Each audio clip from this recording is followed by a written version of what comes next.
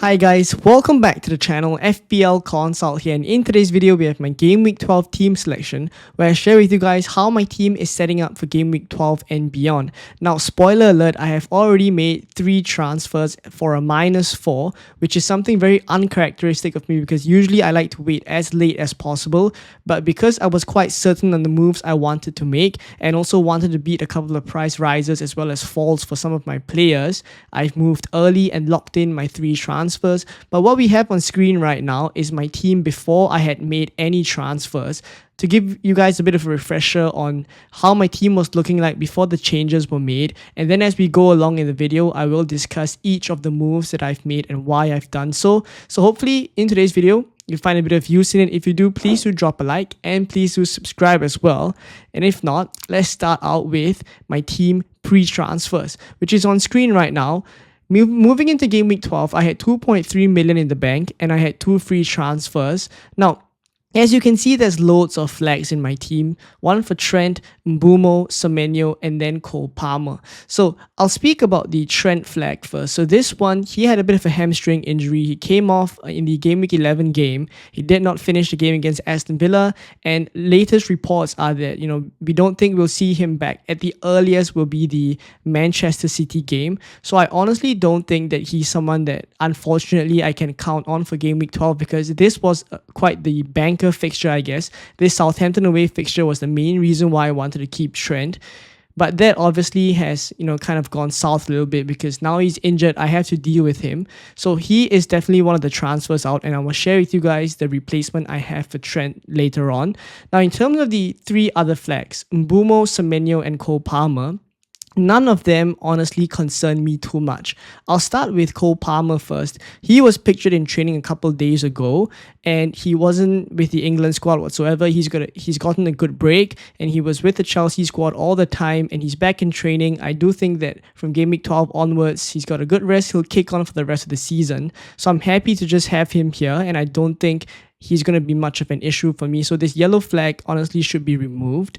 Now, in terms of Mbeumo and Semenyo, both of them also did not travel with their countries to the international games for different reasons. Now, Semenyo had a bit of a patellar tendon injury, and in terms of his recovery timeline, it felt to me, looking at the tweets by kind of the accounts that were monitoring that particular situation, that Semenyo was not traveling with the Ghanaian squad mainly because of a precaution. I don't think, given that he played 90 minutes in the Game Week 11 game, that it was too serious at all. So it feels to me as if they wanted to give him a bit of a break, not travel with the squad, and then be fit and ready to go from Game Week 12 onwards. So my guess is that he will be fine, and I'm pretty sure he will be. So I'm not going to kind of react to this yellow flag as well. My expectation is that he will play against Brighton. Now, and then Mbeumo, he has Everton away now in Game Week 12 and Leicester in Game Week 13. After that, I'm looking to sell him. So do I think he will play both these games? The answer is yes as well. The injury with Mbeumo feels to me as a little bit of a kind of a typical international break kind of injury where they wanted to give him a bit of rest, and basically he was reported to have a bit of a knock before the international games and then did not travel with the squad. So he's gotten, again, 2 weeks of good rest, and now he's likely going to be ready as well. So I don't feel as if these players that we've just discussed are going to be major issues for me. So later down the line in this video, where you will see these 3 players continue to be in my starting 11, even though they are yellow flagged, I really don't think they are going to be much of an issue for Game Week 12. So I have made my transfers with the thinking that 3 of these players will all be fine. And in the off chance, because I've made my transfers not on these 3 players, so in the off chance that any of them miss out, I might be forced to play Chris Wood against Arsenal away, but I think it's not the worst thing in the world. My expectation, honestly, is that Semenyo and Mbeumo will be fine, and Palmer, to me, is not a doubt at all. So that's for the flags. Now, in terms of the kind of other players in my team, I'll start with the defense first. Now, for Rico Lewis, he's playing Tottenham at home. I don't think this is the best fixture for sure, but I don't have enough transfers to deal with him. You see that I have issues in my squad, like Trent, who's not going to play in Game Week 12. I have no Salah here. I'm trying to get him into the squad. And then it's likely going to be a case where I need to sell Haaland to free up the funds. So because of that, I think Rico Lewis gets a longer run out in my team than I initially wanted to. But it's simply because I don't have the transfers to deal with him. So Tottenham at home is likely what I will give him. Now, in terms of the other defenders, Gabriel, going to be keeping him for a good long period of time, and then Trent is someone I'm going to sell. As for Morgan Rogers and Johnson in midfield, Morgan Rogers is someone I want to keep for quite a significant period of time because Aston Villa's fixtures start to look very, very good moving forward, starting with this Crystal Palace game. In game week 13, it's a slightly trickier fixture against Chelsea, but after that, it looks good again, right? So I think Rogers not going to go anywhere. So it's mainly this Johnson spot here that I'm looking to replace with Salah, and I'll speak about that transfer later on. Then up front, it's Cunha and Haaland. So the main decision for my team, when you look at it from a big picture kind of a view, is how am I going to get Salah into my team, and do I want him in my team in place of Haaland? So it is a decision that I've kind of flip-flopped back and forth throughout the whole international break. I've given a lot of thought as to whether I wanted to keep Haaland or not, as well as the different paths that it would lead me to if I choose to keep either one of them. If I go for Salah, what would that cause my team to look like moving forward? And then if I go for keep Haaland instead and don't go for Salah, then how would it affect my future transfer? So I've had a long kind of think about it before making my moves. So let's now have a look at my team with the transfers already made. So looking ahead into game week 12, as you guys can see on the left hand side of the screen, I have used 3 transfers and taken a -4. Now each of these 3 changes are in different parts of my team. I've made 1 defensive transfer, taking Trent out for Saliba, and then I've also made 1 midfield change and 1 forward change as well. So given that we're talking about defenders as well as goalkeepers in this section, the main move here that we're talking about is the Trent to Saliba move. So I'll speak about that in a bit, but I wanted to focus on the keepers just as a quick mention here. So I have Flecken in goal here instead of Verbruggen, even though Verbruggen plays Bournemouth away, which is a decent enough fixture.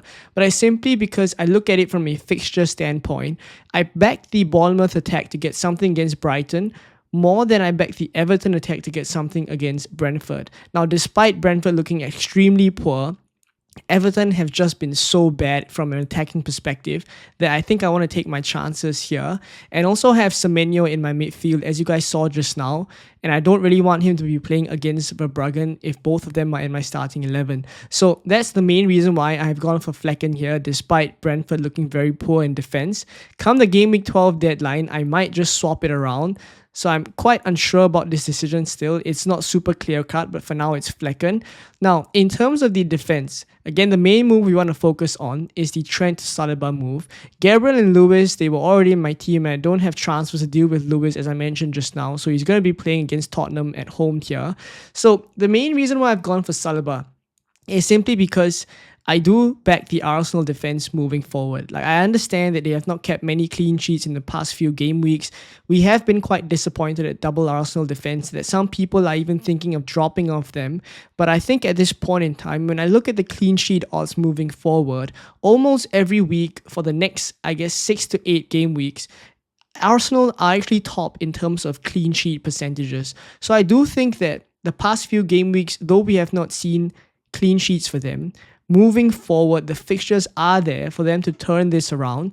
And given how Arsenal is a team that is very, I guess, defensive-minded first before they are kind of on the attack, I think they are a team that prioritize keeping teams out and locking out the back, basically. So I just like the fact that with that philosophy in mind for Arteta, I do think like clean sheets will be in store for both these players. So then the main question again is, when I compare Saliba to these other cheap defenders that people are going for now, like Lewis Hall, like Levi Colwell, for example, or even players like Van Heck that people are considering, Konza, Luka Dean, like all these players have come up as options as well that I've had to think about, but I still find myself leaning towards double Arsenal defense. Even though Saliba is more expensive than them, I think I'm paying a premium here for a defense that I can back for a very long period of time. So I'm making the investment with hopes that moving forward they will keep clean sheets. And also the fact that he's just so nailed in this Arsenal team. I could very well have gone for someone like Timber, but I look at the money I have in the bank, it's 3.6 million. And I also consider the future transfers that I have. Going for Saliba here does not really block me in terms of moves as well moving forward. I will be able to get Saka later on, so that I would land on a team of Saka, Palmer, as well as Salah. And then up front, I'll have Isak as well. Like all these players, I'll discuss them later on. It's a bit of a spoiler, but it's basically that I don't think going for Saliba here will block my moves moving forward. And that's the main reason why I've decided to invest that extra money, not go for someone like Timber, and then go for Saliba with the security of minutes. And then again, when you compare it to the cheaper options, I back Saliba to get more clean sheets over the next few game weeks than those cheaper options. So I'm taking a bit of a risk here, going against, I guess, what a lot of people are doing, because I've even seen some people trying to get off of double Arsenal defense. But I honestly think there is gains to be made here, to the point where I'm confident enough to go Trent to Saliba, double up on the Arsenal defense, and moving forward, I don't think I will have to make defensive transfers. I can just start both of them week in, week out, and we'll see what happens. So this is where I've landed on. The transfer is locked in already, Trent to Saliba. So defense for this week is Saliba, Gabriel, and Lewis. Let's have a look now at the midfield. So in midfield, you see that the main man, Mo Salah, has entered the team. And then alongside him, there's Mbeumo, Rogers, Semenyo, and Cole Palmer. Again, I mentioned that I'm not too concerned about the yellow flag, so I really want to spend this time discussing why I've decided to move for Mo Salah and sell Brennan Johnson, and obviously sell Haaland in the process as well to free up funds to move for Salah. So I think for a lot of people, it seemed as if it was a very straightforward decision to sell Haaland and then move for Salah, but I genuinely gave more thought to it, and I had even put together a case as to why I should be keeping Haaland. If you watched the transfer tips video earlier this week, I tried to kind of talk myself into keeping Haaland because there genuinely is a viable case for that, and I still feel like that is the case. But the reason why I've decided to move towards this direction of going for Salah instead is mainly because of my future plans. I think moving forward, I will want Bukayo Saka in my team, and it would look something like selling Mbeumo for Saka. And then I also want a couple of other cheaper forwards up front, more so than I want a combination of something like Haaland plus a cheaper mid or a cheaper forward. Like I would rather have a forward line of two cheap forwards and one more expensive one, whether it's Jackson or Isak. So when I look at the longer term view for my team, I'm more happy with that kind of a setup than I am of one with Haaland. And I think again, like I'm going to stress again that keeping Haaland is definitely a very viable strategy. And I even do think that against Tottenham now in game week 12, he will do very, very well, given the fact that there are defenders who are likely going to be missing for Tottenham. There's Romero, who's nursing a bit of a toe injury. There's also Van der Ven, who potentially could still be out. And if Dragusin and Ben Davies are playing centre-back against Haaland, I honestly think that Haaland is going to just simply rip them apart. So I do think like in game week 12 specifically, it's still going to be a good game for Haaland.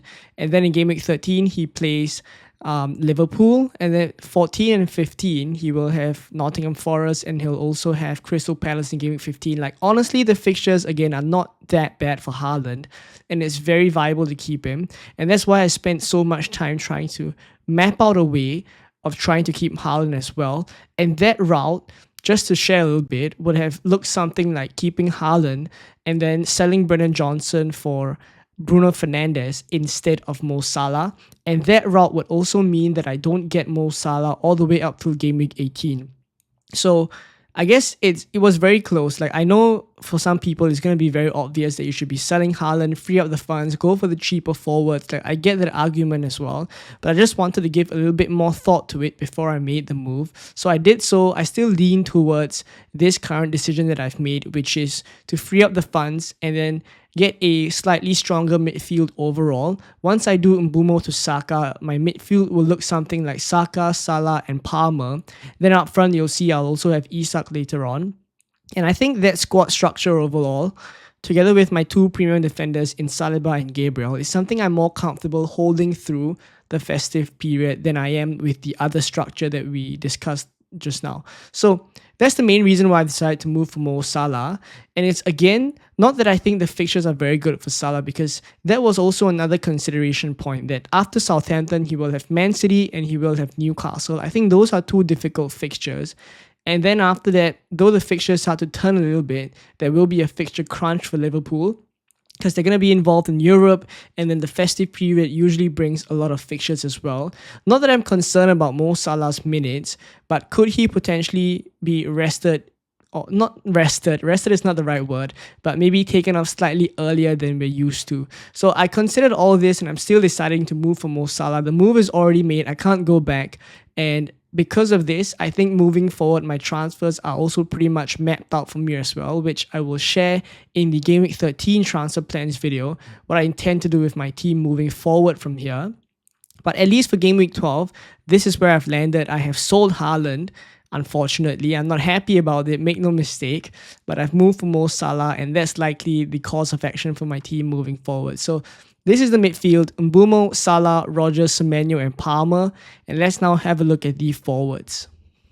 So up front, I have Cunha as well as Alexander Isak. So the main change here is to sell Haaland for Isak. Now, there were a lot of forward options that I could have gone for. You guys can obviously empathize with me because there's so many good forward options right now. Specifically, the Brighton boys were the ones that I considered aside from Isak as well. I think Jackson, I kind of put him aside because of the 4 yellow card situation. And also that budget is not much of an issue. So I'm happy to spend an extra kind of, I guess, 0.5 million to go for Isak instead of Jackson.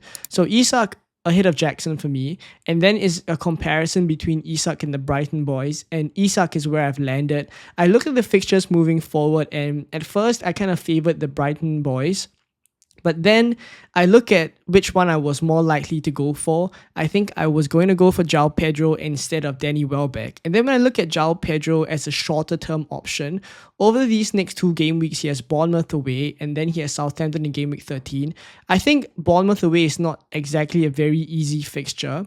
But then game week 13, he has Southampton. I compare that to Isak, who has West Ham at home in game week 12. And then in game week 13, he has Crystal Palace away.